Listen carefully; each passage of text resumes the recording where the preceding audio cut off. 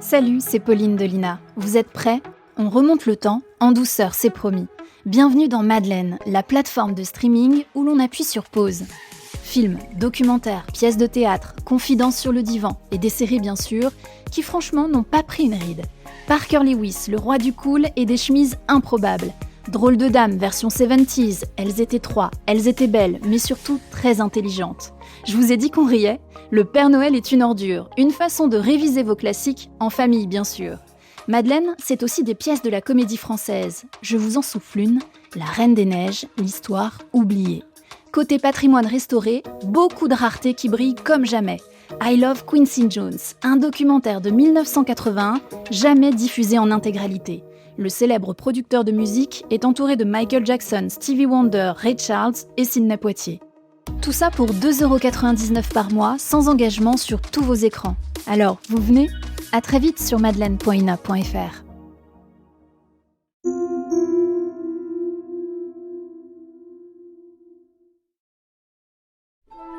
Ina Podcast vous propose La légende des chevaliers de la table ronde, autrement intitulé Le grand livre des aventures de Bretagne, une fiction de 33 épisodes de Romain Weingarten, réalisé par Georges Godebert.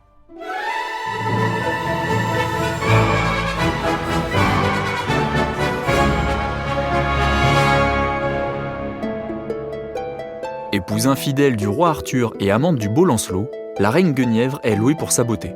Arthur, comme Lancelot par la suite, en tombe follement amoureux au premier regard. Une abondante iconographie la représente vêtue de blanc, silhouette fine, une longue chevelure lui tombant jusqu'aux reins. La couleur blanche est souvent associée à la reine du royaume de Bretagne, dont le nom signifie en gallois « esprit blanc » ou « blanchefée ». Dans la légende arthurienne, ses amours coupables avec Lancelot sont jugés sévèrement. D'ailleurs, considéré comme le meilleur chevalier du monde, Lancelot ne pourra accomplir la quête du Graal, sa passion pour la reine Guenièvre le rendant impur.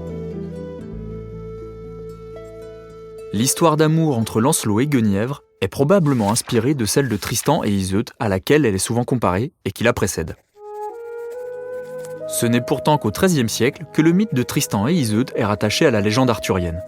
En faisant de Tristan un chevalier de la table ronde, le Tristan en prose, rédigé vers 1230, intègre le mythe au cycle arthurien. Et c'est au XVe siècle, avec La mort d'Arthur de Thomas Malory, que les deux récits se rejoignent dans une seule et même œuvre. L'auteur consacrant la deuxième partie de son livre à la légende de Tristan et Iseut, et la troisième aux amours de Lancelot et Guenièvre. Si Guenièvre, tout comme Iseut, trompe son mari avec un beau et valeureux chevalier, elle n'a pas l'excuse d'avoir été victime d'un sortilège amoureux. En effet, Tristan et Iseut sont considérés comme des victimes d'une malédiction, ayant tous deux bu involontairement un filtre d'amour destiné à Iseut et à son futur époux, le roi Marc de Cornouailles. Cet amour, survenu par accident et sous le sceau de la magie, ne peut donc être condamnable. Éperdument amoureux et ne pouvant s'aimer de leur vivant, Tristan et Iseut se rejoindront dans la mort. Mais laissons là Tristan et Iseut et retournons sans plus tarder auprès de la reine Guenièvre.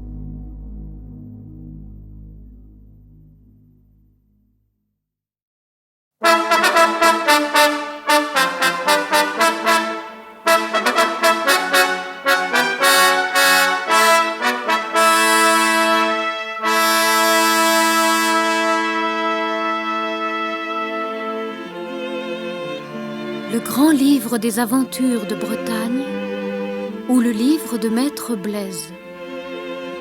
Série d'émissions de Romain Weingarten, d'après la légende des chevaliers de la table ronde.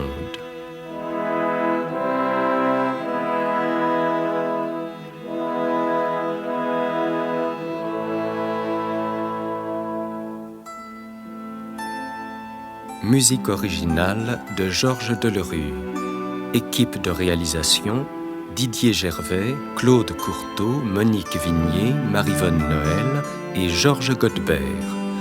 Avec, dans les rôles principaux, Pierre Vanek, le roi Arthur, Evelyne Dandry, la reine Guenièvre, Catherine Salvia de la Comédie Française, Morgane, Françoise Bette, Viviane, Gérard Giroudon, Merlin et Bernard Giraudot, Lancelot du Lac.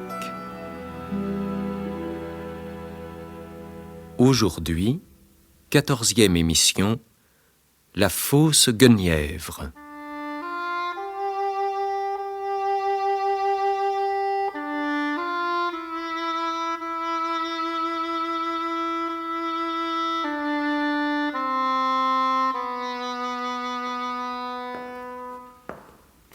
Dame. Dame, Sire, qu'avez-vous? sire, je regarde les oiseaux qui passent. Les feuilles qui tombent, et je vois que l'automne est venu. J'entends le cri des corbeaux qui me dit que l'hiver viendra. Est-ce là tout? Depuis que nous sommes revenus de Galore, on ne vous voit plus rire, ni chanter. Vous m'évitez même. À nos fêtes, vous paraissez absente et songeuse, et chacun se demande quel est votre chagrin, quel souci vous occupe, et de quelle offense j'ai pu me rendre coupable envers vous. Je ne le sais pas. Je vous demande de me le dire, afin qu'il soit réparé. Ce n'est rien. Humeur de femme. Non pas. Les années passent. Non pas, vous êtes toujours aussi belle. Ah, vous souriez et le printemps revient. Chère épouse, pourquoi donc vous éloignez-vous de moi? Je me rappelle la première fois que je vous ai vu.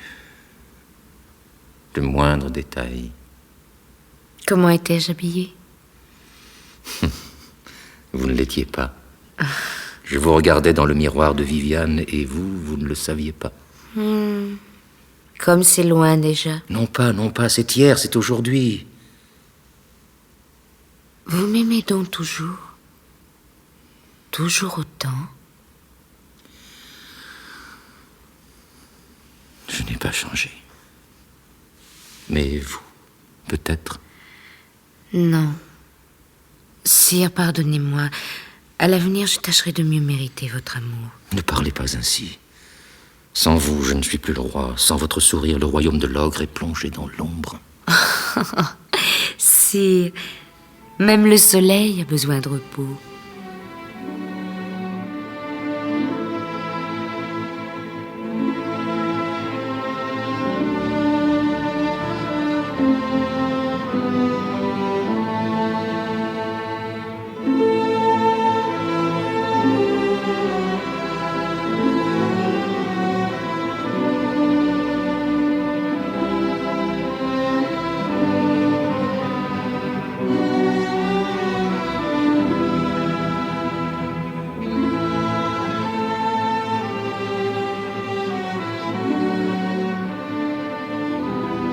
Au souvenir du passé, la reine avait senti son attachement pour le roi.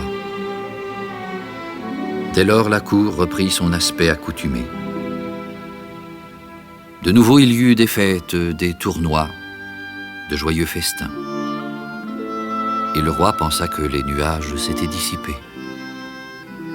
Mais quoi qu'elle fît, la pensée de Lancelot ne quittait pas la reine, ni jour ni nuit. Et plus elle s'efforçait de la chasser, plus fort elle revenait, en sorte que l'amour eut bientôt fait de triompher de la raison, comme un cruel chasseur qui se joue d'une proie trop facile. Le roi sentit qu'à nouveau la reine s'éloignait secrètement de lui, quand bien même elle gardait au dehors le visage riant et serein. Il pensa que peut-être la tourmentait la pensée de n'avoir point encore donné d'héritier au trône de l'ogre. Il n'osa pas lui en parler et n'en conçut pour lui-même que plus de chagrin. À son tour, on le vit triste, pensif. Il passait de longues heures en quelques pièces retirées de son palais sans vouloir parler à personne. Et l'on se demanda cette fois quel était le souci du roi. Il pensa bien faire la guerre, mais la paix régnait. Arthur était trop bon roi pour la troubler sans motif. Sire. Sire. Que se passe-t-il? Sire, c'est que vous êtes si perdu dans votre pensée que vous n'entendez pas qu'on vous parle. Ah, Gauvin, il fut un temps où les meilleurs chevaliers du monde ne tenait rien à plus grand honneur que de s'asseoir à ma table. Il n'en va plus de même. Sire, comptez-vous pour rien ceux qui sont ici? Non point, mais le Blanc Chevalier, Mégaleot, Merlin, où sont-ils? C'est dans là ce qui vous rend si triste. Je regrette d'être roi en sorte que je ne puisse quitter la cour. J'aurais vite fait de les retrouver. Arthur, il n'est que de le dire. Tu as raison, voici trop longtemps que nous délaissons l'aventure. Je partirai, et je ne suis plus Gauvin si je ne te les ramène de gré ou de force. Toi aussi, tu veux me quitter? Et Arthur, tu veux trop de choses à la fois. Quoi que le roi pût dire, hormis la vraie raison de son chagrin, Gauvin ne voulut plus l'entendre. Dès le lendemain, il quitta la cour en grand équipage. Il emmenait avec lui ses frères, Agravin et Gaërier, si bien que le roi se retrouva encore plus seul que devant. Pour tâcher d'oublier, il décida de grandes chasses, où il trouva quelque apaisement.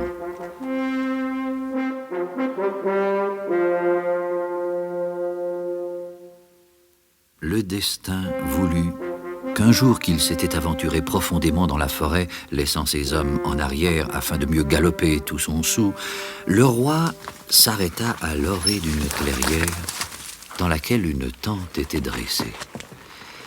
Elle était toute recouverte de tissus magnifiques, de soie damassée d'or et d'azur et de velours pourpre. On était en hiver, et le roi se demandait avec étonnement quel riche personnage pouvait s'être retiré en ce coin perdu de la forêt, sous ce frêle pavillon, lorsqu'il vit en sortir une jeune femme, et son étonnement s'accrut encore, plus qu'on ne peut le dire, en reconnaissant la reine elle-même. Arthur?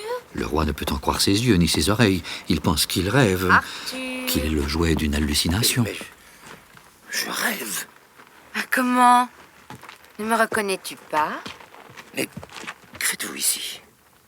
Comment êtes-vous venu? Oh, cela ne se peut. Démon en forme de femme, arrière, dissipe-toi! Mais je suis une vraie femme, bien vivante. Tu peux approcher? Tu peux me toucher? Ne suis-je pas tienne? Arthur se tait. Il se défie et en même temps, il est attiré. Il descend de cheval. Il s'approche. Dès qu'il a mis le pied dans la clairière, toutes ses pensées chavirent. Il se sent plus léger. Le vent d'hiver lui paraît une douce brise de printemps. De réfléchir, il ne ressent plus le besoin. Elle est telle, en effet, qu'était la reine à 16 ans. Ce n'est pas la femme, c'est la jeune fille. Avec délice, il revit le souvenir. Il la touche. Il sent la chaleur de son corps. Il l'enlace, la baise sur les lèvres. Elle l'attire dans la tente, qui est toute tapissée au-dedans de riches fourrures. Et lui se laisse faire. Il a hâte de sentir le corps nu de la demoiselle contre le sien. Et certes, elle le laisse faire. Il a perdu la notion du temps et du lieu. Il lui semble qu'étendu au soleil dans une barque, il descend doucement entre le ciel et l'eau, la rivière sans retour, sans se soucier du grondement de la cataracte qu'au loin déjà il entend. Arthur! Arthur! Oh, Arthur! Arthur! Oh. Arthur! Arthur, écoute.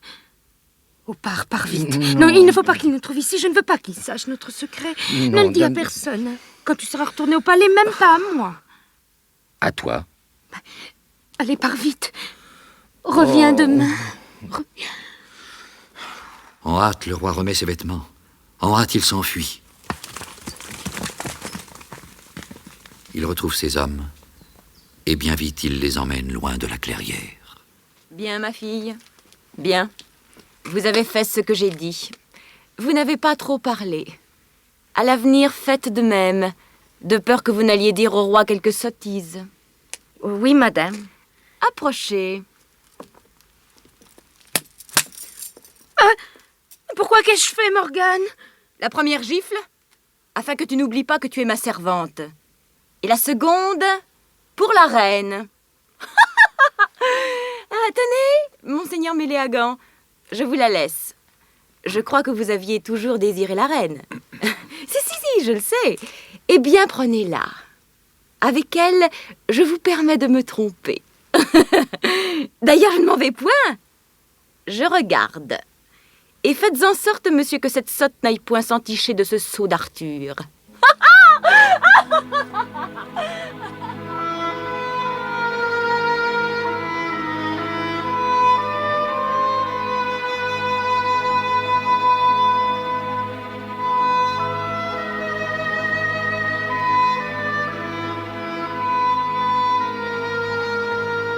Enfin, la reine Morgane pensait tenir Arthur dans son filet. Depuis que le roi et la reine l'avaient chassée de la cour, elle méditait sa vengeance. Mais tant que Merlin parcourait la Bretagne, elle n'avait rien osé entreprendre, car elle le redoutait. Aussi sa joie fut-elle grande lorsqu'elle sut comment Viviane l'avait fait captif dans la forêt de Brocéliande. À part Merlin, il n'y avait personne en Bretagne qui connût plus de magie que Morgane. Bientôt après, on lui rapporta les froideurs de la reine. Et c'est alors que lui vint l'idée de prendre une de ses servantes pour lui donner l'apparence de la reine. Cela ne lui donna pas trop de mal. Elle estimait la ressemblance parfaite et supérieure même au modèle. En vérité, de tous ceux qui par la suite purent contempler la fausse reine, personne ne s'y trompa jamais. Il n'y eut que le roi qui fut pris. Et c'était là encore un effet du sortilège. Quand le roi fut rentré au palais, il s'enquit aussitôt de la reine. On lui dit qu'elle n'était pas sortie de chez elle. Toutefois, il voulut en avoir le cœur net. Ah, dame.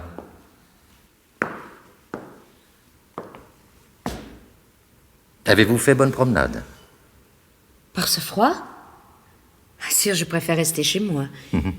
Je ne sais quel plaisir vous trouvez à courir tout le jour dans la neige.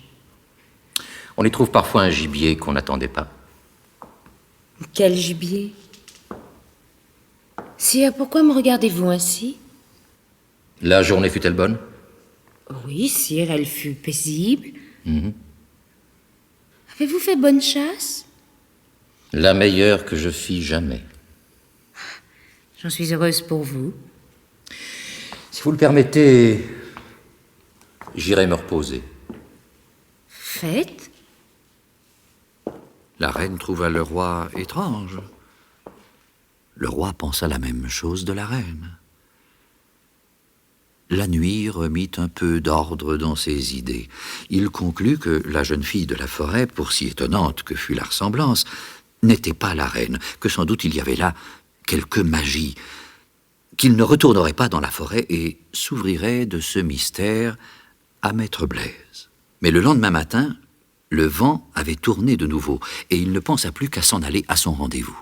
Cette fois, il partit seul, malgré les remontrances de quai, et il en fut de même les jours suivants. Et plus il y allait, plus il y trouvait de plaisir.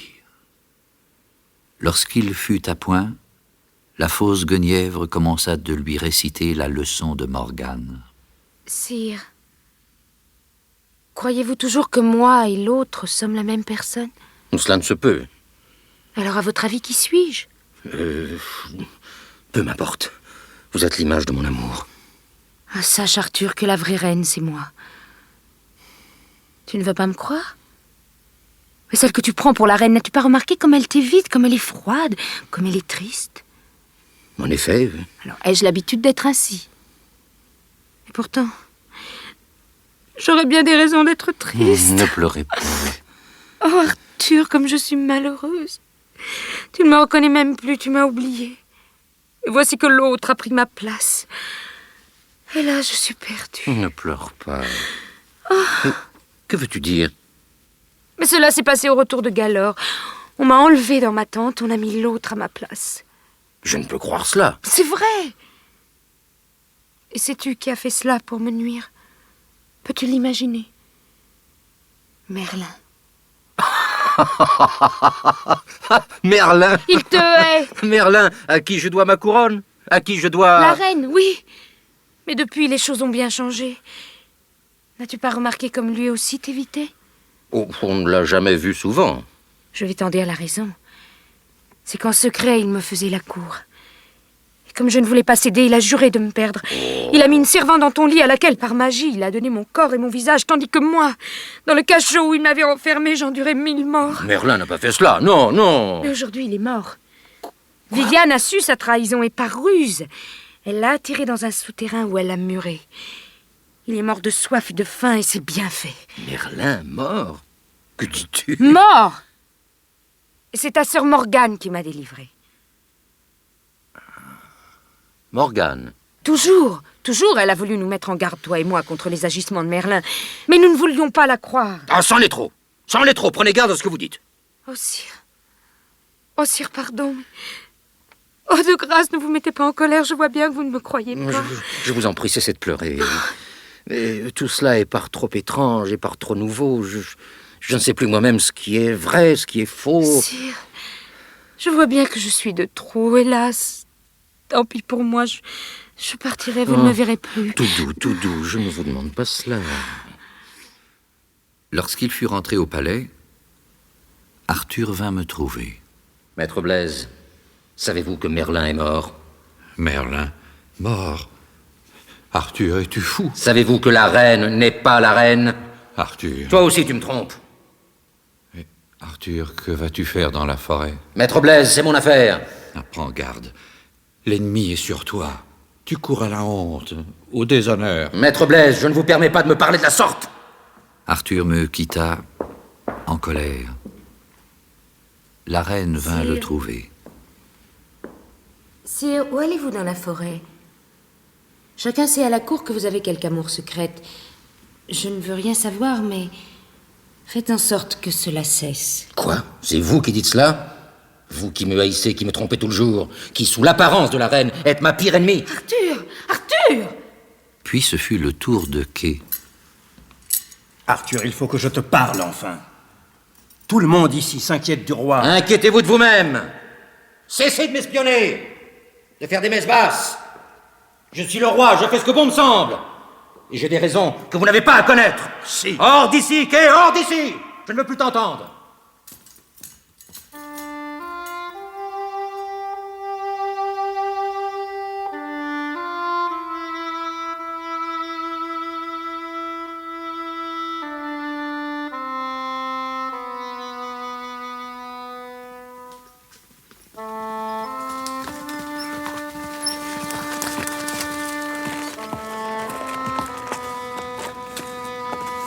Le roi arrive à la clairière. La tente a disparu. De la jeune fille, point de trace. Le vent d'hiver souffle tristement dans les arbres dépouillés. Il la cherche. Il tourne dans les bois. Guenièvre! Sans elle, la vie n'a plus de sens. Guenièvre! La nuit tombe. Il ne peut se décider de retourner au palais. C'est alors... Arthur! Morgane. Tu mériterais, Arthur, que je t'abandonne à ton triste sort. Par tes dures paroles, tu as failli tuer la reine. Où est-elle? Suis-moi.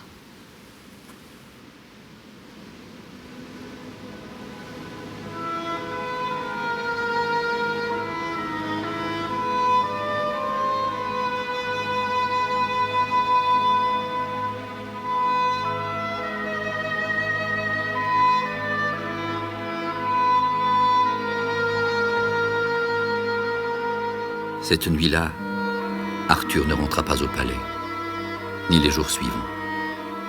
En vain, on le fit chercher en tout lieu, et l'on commença de craindre qu'il ne fût arrivé malheur au roi.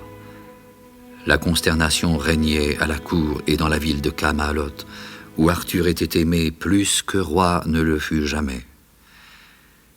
Et comme déjà on s'apprêtait à prendre le deuil, on annonça que le roi était à Carduel, et qu'il y était avec la reine, ce qui n'était pas possible, puisque chacun savait qu'elle était à Camelot.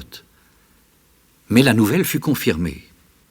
Et de même que la joie avait succédé au chagrin à l'idée qu'il y avait maintenant deux reines en tout point semblables l'une à l'autre, la terreur succéda à la joie. La rumeur se répandit par tout le royaume. Bientôt, elle parvint à Monseigneur Gauvin, qui n'en put croire ses oreilles. Il décida de se rendre à Carduel pour en avoir le cœur net. Et là, il trouva le roi qui était réuni avec la fausse reine, Morgane, Méléagant et d'autres seigneurs de Gore. Qu'est-ce? Sire, je vois que vous avez fait votre paix avec Madame Morgane. Est-il vrai que la reine que je vois ici se trouve en même temps à Kama-Alot? La reine est ici. Celle qui est à Kama-Alot n'est pas la reine, mais une qui par magie a pris sa forme pour nous perdre tous. Alors Gauvin regarda plus attentivement la fausse Guenièvre. Et s'il y vit les traits de la reine, il n'y vit pas son expression ni ses manières, et l'horreur lui ôta la parole. Eh bien, n'as-tu jamais vu la reine, Gauvin? Sire, celle-ci n'est pas la reine. Elle l'est. Arthur, que vas-tu faire maintenant? Je vais donner l'ordre qu'on s'empare de la fausse Guenièvre et qu'on l'amène ici afin d'être jugé par les seigneurs du royaume. Sire, c'est une sage décision. Avec votre permission, je prends sur moi de la faire exécuter sans délai. Arthur, ne l'écoute pas. Il ne pense pas ce qu'il dit. Qu'on s'empare de lui. Morgane, ne vous mêlez pas de donner des ordres à ma place. Gauvin est mon connétable. Malheur à qui porte la main sur lui. Sire, je me rends sur le champ à Kama-Alot.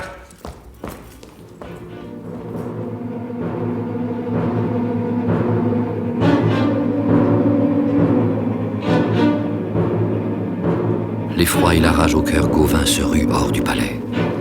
Il s'enfuit de Carduel comme si le diable était à ses trousses. Et ayant tué sous lui 3 chevaux, dès le jour suivant, il arrive à Kama-Alot.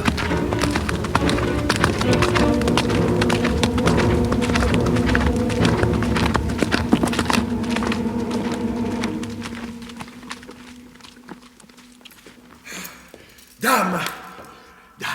Oui, Gauvin? Mes seigneurs, je viens de Carduel. J'ai vu le roi.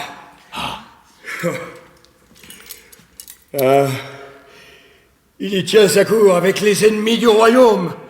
Morgane, Méléagant, les seigneurs de Gore, tous magiciens et mécréants. J'ai vu celle qui dit être la reine. Mais comment est-ce possible? Ah, mes seigneurs, sous une apparence trompeuse, cette femme n'est pas un être humain, c'est une goule, c'est une chienne échappée de l'enfer. J'ai vu. Et le roi veut s'emparer de notre reine, il veut la faire juger. Ah, malheur. Malheur à vous, malheur au royaume de l'ogre. Le roi n'est plus le roi. Si vous m'en croyez, nous sortirons de Kama-Alot avant qu'Arthur ne s'avise d'y venir, et nous irons nous enfermer avec Madame la Reine à la Joyeuse Garde, qui est imprenable, avec des hommes, avec des vivres et des armes, jusqu'à ce que le roi revienne de sa folie, ou que le sceptre lui tombe des mains. Moi vivant, je jure que nul ne portera la main sur la reine. Gauvin. Gauvin, j'irai trouver le roi. Non, vous ne le ferez pas. Je vous en empêcherai de force s'il le faut. Jamais vous ne reviendriez.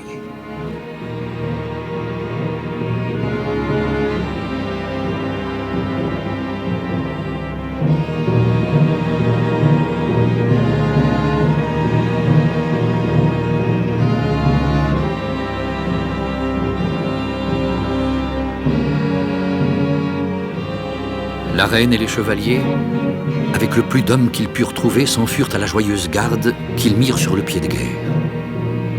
Le roi, n'ayant pas de nouvelles de Gauvin, décida de se rendre à Kama-Alot.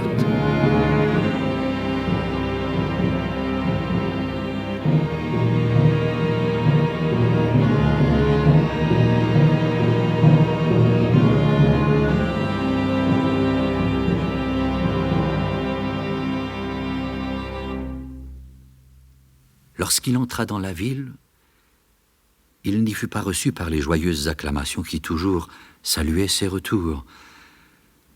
Tous les habitants s'étaient enfermés chez eux, fermant portes et volets, en sorte qu'il ne rencontra personne sur son chemin, ni plus de bruit que si la peste y était passée avant lui.